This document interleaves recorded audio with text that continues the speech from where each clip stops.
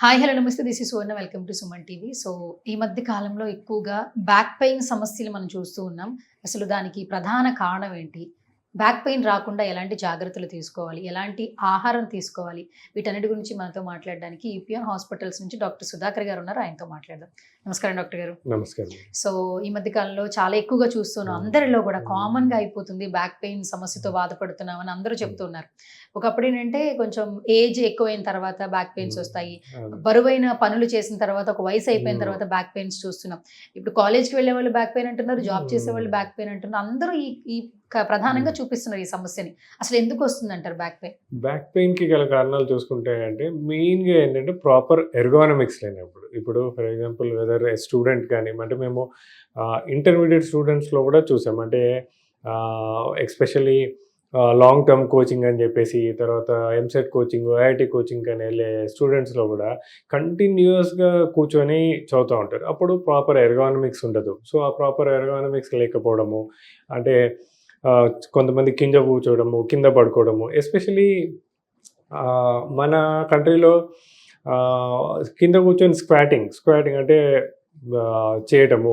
అట్లాంటి పనుల వల్ల ప్రాపర్ ఎర్గోనామిక్స్ లేనప్పుడు బ్యాక్ పెయిన్ రావడం. రెండోది ఏంటంటే జంక్ ఫుడ్ వీటన్నిటి వల్ల వెయిట్ ఇవాళ రేపు చూసినట్టయితే ఓవర్ వెయిట్ అనేది చాలా కామన్ సమస్య అయిపోయింది. Especially obesity and overweight has become ఇవాళ రేపు ఫిజికల్ యాక్టివిటీ, స్పోర్ట్స్ మీద ఎంఫసిస్ చాలా ఉంది. సో, అయితే that is good. But proper training లేకుండా, ప్రాపర్ వార్మప్ లేకుండా చాలామంది ఎస్పెషలీ ఇవాళ రేపు డాక్టర్స్, క్రికెట్ లీగ్ అని, సాఫ్ట్వేర్ వాళ్ళు ప్రాపర్ అంటే ట్రైనింగ్ లేకుండా, ప్రాపర్ వార్మప్ లేకుండా సడన్‌గా వెళ్ళి షటిల్ ఆడటము, క్రికెట్ ఆడటము. సో, వీటన్నిటితోటి బ్యాక్ పెయిన్స్ రావడము.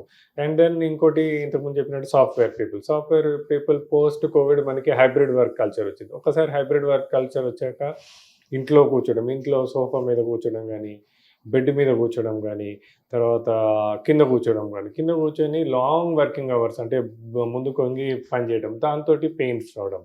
సో, మేము వీళ్ళందరికీ చెప్పేది ఏంటంటే, సో ఎప్పుడు కూడా కంటిన్యూస్‌గా కూర్చోవద్దు. కంటిన్యూస్‌గా more than half an hour కూర్చుంటే that will cause lot of problem on the disc. Especially L3, L4 disc మీద చాలా ప్రెషర్ పడుతుంటది. So, every 20 minutes to half an అవర్‌కి కొద్దిసేపు ఒక 1 మినిట్ లేచి కొద్దిగా ఒక 2, 3 స్టెప్స్ ఏసి మళ్ళొచ్చి కూర్చుంటే వీళ్ళకి ఇలా నొప్పులు ఉంటది. ఇంకొకటి స్మోకింగ్. ఇవాళ రేపు because of the changing in life style, new generation smoking. So, smoking చాలామంది అపోహ ఏంటంటే ఓన్లీ లంగ్స్ దెబ్బతింటాయండి. బట్ స్మోకింగ్ వల్ల బ్యాక్ పెయిన్ కూడా చాలా వస్తుంది. ఎస్పెషలీ స్మోకింగ్ వల్ల డిస్క్ డిజనరేషన్ చాలా ఫాస్ట్‌గా ఉంటది. యంగ్ ఏజ్‌లో కూడా 25, 30 ఇయర్స్‌లో కూడా స్మోకింగ్ వల్ల డిస్క్‌లు డీజనరేట్ అయ్యి బ్యాక్ పెయిన్ వచ్చినవి చాలా కామన్‌గా చూస్తూ ఉంటాం. సో, ఇలా weight, obesity, smoking, lifestyle, because of all these reasons back pain చాలా కామన్‌గా చూస్తుంటామండి. ఓకే. ఇంకొకటేంటంటే బ్యాక్ పెయిన్ వచ్చిన వాళ్ళు మెయిన్‌గా ప్రధానంగా చెప్తుంది ఏంటంటే, మా జాబ్ పర్పస్ మాకు స్ట్రెస్ లెవెల్స్ ఎక్కువైపోతున్నాయి అంటున్నారు. సో, స్ట్రెస్ ఎంతవరకు ఇంపాక్ట్ చూపిస్తుందంటారు? యెస్. స్ట్రెస్ వల్ల కూడా చాలా ఇంపాక్ట్ ఉంటదండి. నేను ఇంతకుముందు చెప్పినట్టే ఎనీ టైప్ ఆఫ్ స్ట్రెస్ వల్ల ఏమైపోతుందంటే డీజనరేషన్ అనేది చాలా ఫాస్ట్‌గా ఉంటది. అంటే when we are stressed out మన బాడీ లోపల పునరుత్పత్తి అంటే రీజనరేటివ్ హార్మోన్స్ అన్నీ దెబ్బతింటా ఉంటాయి. అంటే మంచి హార్మోన్స్ లేనప్పుడు ఈ ప్రాబ్లమ్స్ వల్ల ఏ డిస్క్‌లు అయితే డ్యామేజ్ అయినాయో అవి ఫాస్ట్‌గా రీజనరేట్ అవ్వదు. రెండోది ఏంటంటే స్ట్రెస్ లోపల ఏమైపోతుందంటే పీపుల్ దే స్టార్ట్ బింజింగ్. అంటే వాళ్ళకి తెలవకుండానే జంక్ ఫుడ్ మీద తినటము, ఐస్ క్రీమ్స్ తినటము, సాఫ్ట్ డ్రింక్స్ తాగటము, ఇవన్నీ కూడా చాలా ఎక్కువైపోతుంటది. ప్లస్ స్మోకింగ్ కూడా ఎక్కువ చేయటము.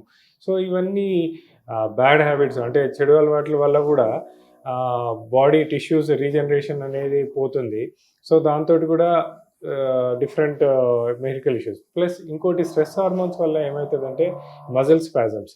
చిన్న చిన్న మజిల్స్ నుంచి మొదలుపెట్టి పెద్ద మజిల్స్ కూడా స్పాజమ్‌లోకి పోతాయి. స్పాజమ్‌లోకి పోయినప్పుడు ఈ స్ట్రెస్ హార్మోన్స్ వల్ల ఇంకా స్పాజమ్‌లోకి వెళ్తాయి గానీ రిలీజ్ అవ్వవనమాట. సో, అందుకే స్ట్రెస్‌లో ఉన్న వాళ్ళకి మేము ఒకటే చెప్తాము.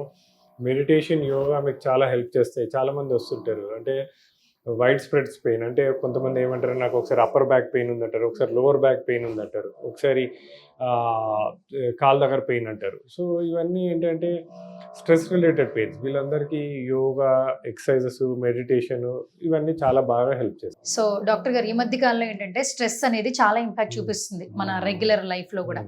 స్ట్రెస్ వల్ల కూడా చాలా ఆరోగ్య సమస్యలు వస్తున్నాయని డాక్టర్స్ చెప్తూ ఉన్నారు. సో ఎలాంటి సమస్యలు వస్తున్నాయి, అసలు మీరేం చెప్తారు? స్ట్రెస్ వల్ల అంటే మనం చూసినట్టయితే ఒకటి మస్కులోస్కెలిటల్ ప్రాబ్లమ్స్ వస్తున్నాయి, ప్లస్ ఇంకోటి మస్కులోస్కెలిటల్ ప్రాబ్లమ్స్ వస్తున్నాయి. ఇంకోటి ఏంటంటే స్ట్రెస్ వల్ల ఏంటంటే రిఫ్లెక్స్ అంటే యాసిడ్ రిఫ్లెక్స్, అంటే మనకి స్టమక్ లోపల యాసిడ్ రిఫ్లెక్స్ రావడము, దానివల్ల తేల్పులు రావడము, బెల్చింగ్ అలాంటి ప్రాబ్లమ్స్ ఉంటాయి. రెండోది నేను ఇంతకుముందు చెప్పినట్టు మస్కులోస్కెలిటల్ ప్రాబ్లమ్స్, అంటే ఎస్పెషలీ ఈ ఫీమేల్స్లో చూసినట్టయితే జస్ట్ చిన్నపిల్లలు ఉన్న ఏజ్, అంటే అరౌండ్ 30 to 40 years ఫీమేల్స్ ఉంటే వాళ్ళ లోపల ఏమవుతుందంటే చిన్నపిల్లలు ఉంటారు, plus they will be working women. So వాళ్ళు పిల్లల్ని రెడీ చేయాలి, ఇంట్లోపల అన్నీ ఆర్గనైజ్ చేసుకోవాలి, తర్వాత వర్క్ వెళ్ళాలి. సో ఈ type of Overload stress. More stress. So మేము చాలా కామన్గా వీళ్ళందరిలో ఫైబ్రోమయాల్జియా అంటాం. అంటే వాళ్ళకి చాలా నాన్ స్పెసిఫిక్ పెయిన్స్ ఉంటాయి. అంటే ఒకసారి నడుము నొప్పి రైట్ సైడ్ అంటారు, ఒకసారి నడుము నొప్పి లెఫ్ట్ సైడ్ అంటారు, ఒకసారి అంటే షోల్డర్ పెయిన్ అంటారు, ఒకసారి రైట్ సైడ్ షోల్డర్ పెయిన్, ఒకసారి లెఫ్ట్ సైడ్ షోల్డర్ పెయిన్ అంటారు. సో ఇవన్నీ ఏంటంటే స్ట్రెస్ రిలేటెడ్. సో వీళ్ళందరికీ ఏంటంటే ఎప్పుడైతే స్ట్రెస్ తగ్గించుకుంటారో యోగా, మెడిటేషన్ ఇవన్నీ ఏంటంటే స్లోగా ఇవన్నీ కూడా తగ్గుతుంటాయి.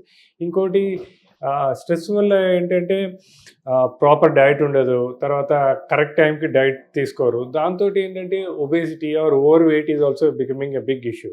ఎస్పెషలీ చిన్నపిల్లలు 30 to 40 years లోపల ఫీమేల్స్ చాలామంది ఇంట్లోపల మేనేజ్ చేసి పిల్లల్ని మేనేజ్ చేసి వెళ్తున్నప్పుడు వాళ్ళ హెల్త్ గురించి పట్టించుకోరు. ఆ పట్టించుకోకపోవడంతో వెయిట్ పెరగడము, ఆ వెయిట్ పెరగడంతో మా దగ్గర 35-38 yearsకి knee joint problems, knee joints అరిగిన వాళ్ళతోటి రావడము, ఇవన్నీ చాలా కామన్గా చూస్తున్నాం. సో వీళ్ళందరికీ ఒకటే చెప్పేది ఏంటంటే స్ట్రెస్ మేనేజ్మెంట్ అంటే every one should think about it అనమాట. చూసుకొని దాని గురించి కావాల్సిన ప్రికాషన్స్ తీసుకోవడము, మెడిటేషన్, యోగా చేసుకోవడము, దాంతో చిన్న స్ట్రెచ్చింగ్ ఎక్సర్సైజ్ చేసుకోవడము, సింపుల్ వాకింగ్ చేసుకోవడము, వీటన్నిటిని రిలీవ్ చేసుకోవచ్చు. Thank you doctor, thank you so much. Thank you.